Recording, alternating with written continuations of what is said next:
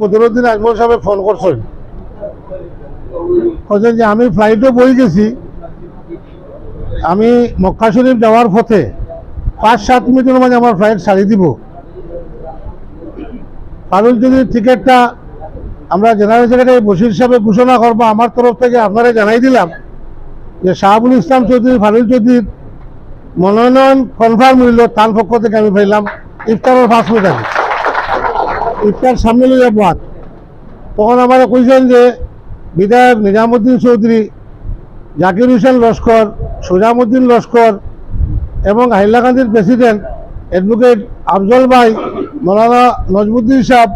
এবং অন্যান্য পদাধিকারী সবরে জানাইবার লাগি আমি যথাক্রমে যারা কথা নির্দিষ্ট করে নাম কইয়া কইছেন তারা জানাইছি এবং উপস্থিত যারা আছেন সবরে আমি তার পক্ষ থেকে জানাইয়ার যে শাহাবুল ইসলাম চৌধুরীর মনোনয়ন তার পক্ষ থেকে কোরবান করা হয়েছে। অনেক ঘাত প্রতিঘাতর পরে আমরা দলের কেন্দ্রীয় কমিটি বিভিন্নভাবে বিচার বিবেচনা করিয়া সর্বশেষ সার্ভের উপরে ভিত্তি করিয়া নিরীক্ষণ করিয়া জয় নিশ্চিত যার পক্ষে আছে সেই প্রার্থীর পক্ষেও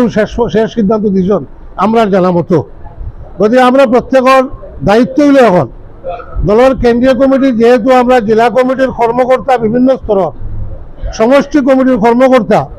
এবং এই দলের সমর্থক শুভানুদ্দায়ী যারা আছেন এবং আরও অনেকে দল অন্তর্ভুক্ত হয়ে সাহায্য করবা শাহাবুল ইসলাম চৌধুরীর মনোনয়ন দিলে সেই আশ্বাসও আমাদের সঙ্গে আছে। সব সামিলে আমরা প্রত্যেকের দায়িত্ব হইল এখন আমরা কর্মসূচি ভিত্তিক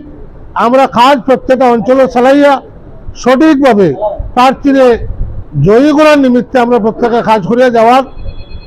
পক্ষে জেলা কমিটির পক্ষ থেকে, সুপ্রিমোর পক্ষ থেকে উদাত্ত একটা আহ্বান ডাকি আমি পরবর্তী কর্মসূচি চালাইবার লাগি।